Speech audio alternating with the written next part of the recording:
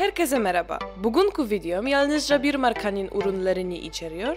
Sizlere göstereceğim bu makyajımda yalnızca L'Oreal ürünleri kullanmaya çalıştım. Yani aslında hepsi uygun fiyatlı ürünler olacak. Siz de eğer bu doğal görünümlü, gözlerde bronz ve dudaklarda pembe rengi none çıktı makyajımı nasıl yaptığımı görmek isterseniz videomu izlemeye devam edin. Makyajıma L'Oreal Hydra Genius nemlendirici ile cildimi hazırlayarak başlıyorum.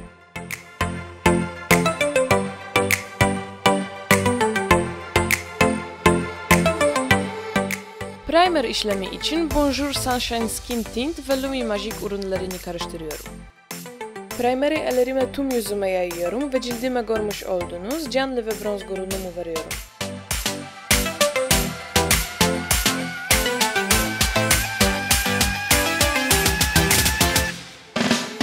Fondöten olarak Infallible fondöten kullanıyorum.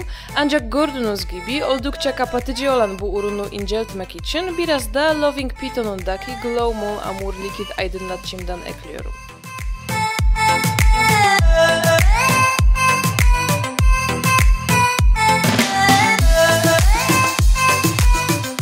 Ve fondöten fırçamla tüm yüzüme yaydıktan sonra Beauty Blender'ımı alıp güzelce karıştırıyorum.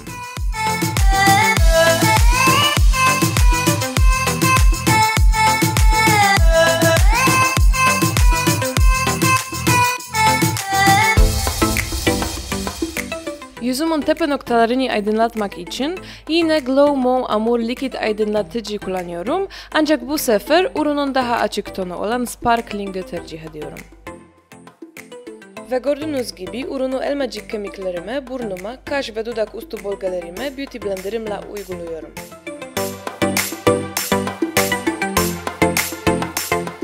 Kapatıcı olarak bu makyajımda True Match Concealer kullanıyorum. Ancak cildim tat dönüşü biraz bronz olduğu için ürün fazla sarı görünüyor.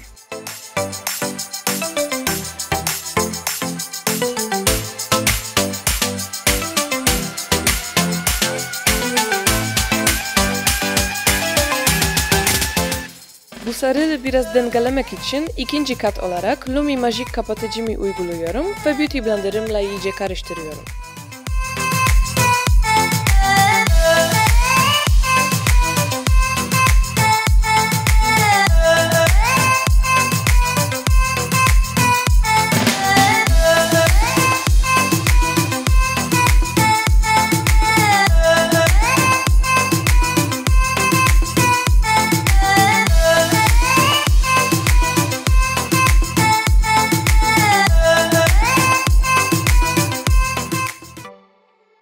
Sırada pudralama işlemi var, ancak benim koleksiyonumda hiç L'Oreal ürünü olmadığını fark ettim.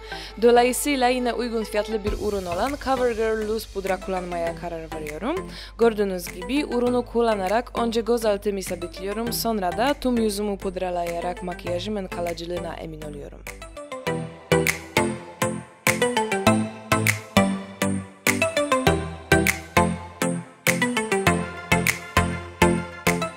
Bronzer olarak Back to Bronze 02 bronzeri alıyorum ve gördüğünüz gibi yanaklarıma, alnımın kenarlarına ve biraz da burnuma uyguluyorum.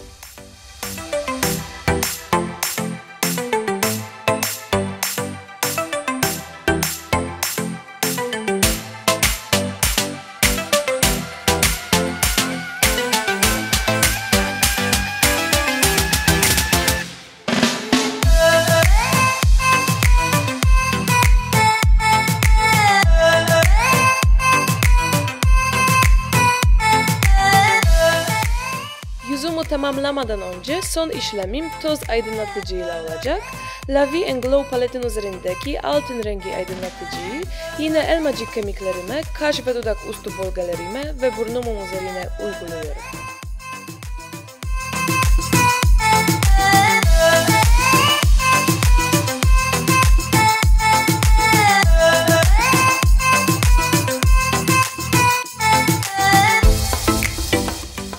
Ardından kaşlarıma geçiyorum ve ilk olarak L'Oreal Brow Artist Expert'in blond tonunu kullanarak kaşlarımdaki boşlukları dolduruyorum.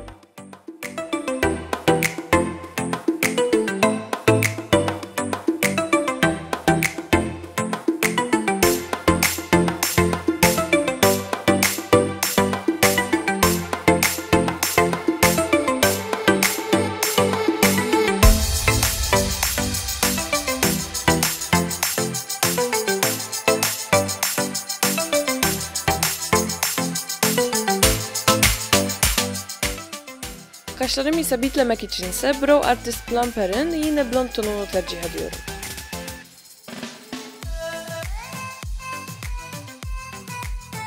Sırada göz makyajım var. Ben bu makyajımda Sherry Mi Sherry paletimi kullanacağım.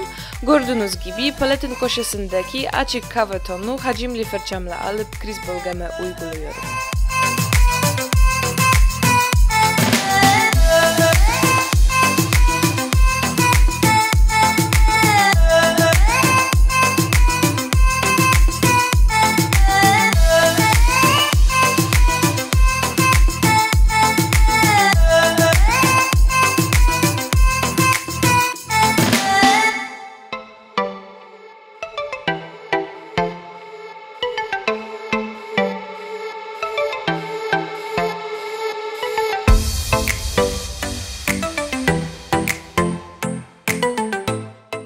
Ardından görmüş olduğunuz mercan rengi fara geçiyorum ve küçük kriz fırçamla bir önceki tonumun biraz altına uyguluyorum.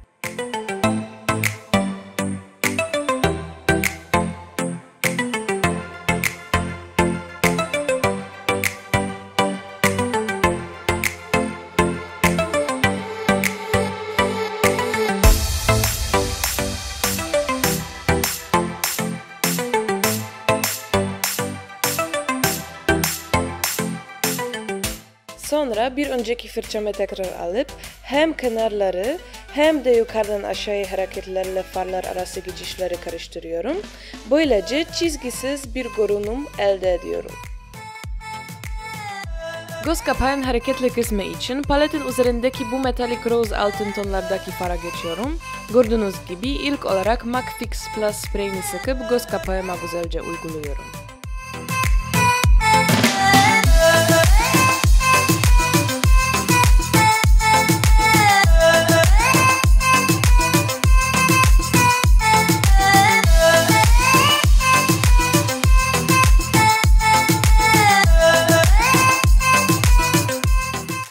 Ardından bir kez de farı parmağımla alıp göz kapağıma vuruşlar yaparak uyguluyorum. Böylece pigmentasyonu daha iyi oluyor.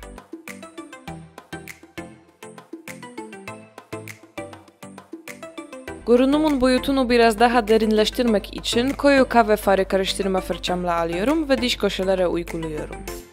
İç köşeleri ve kaş kemiğimi aydınlatmak içinse paletin üzerindeki en açık parıltılı tonu kullanıyorum.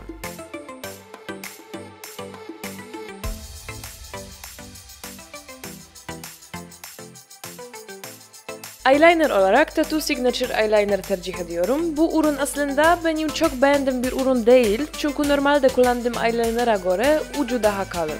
Bu durum özellikle eyeliner kuyruğu gibi yapması zaten zor olan işlemleri daha da zorlaştırıyor. Kirpiklerim için ilk olarak teleskopik maskara kullanarak uzunluğunu olabildiğince artırıyorum ama benim kirpiklerim çok zayıf olduğundan bir kez de Lash Paradise maskara kullanıyorum.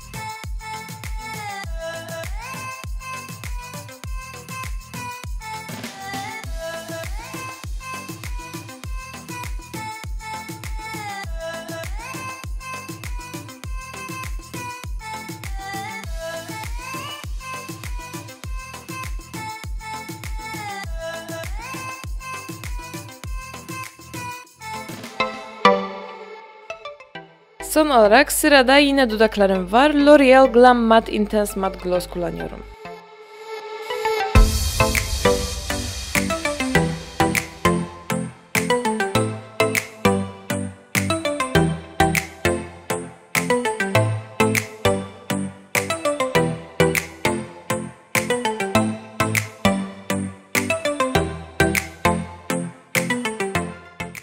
Umarım makyajımı ve videomu beğenmişsinizdir. Yeni videolarımdan haberdar olmak için kanalıma abone olmayı ve sosyal medya hesaplarımı takip etmeyi unutmayın. Bir sonraki videoda görüşmek üzere.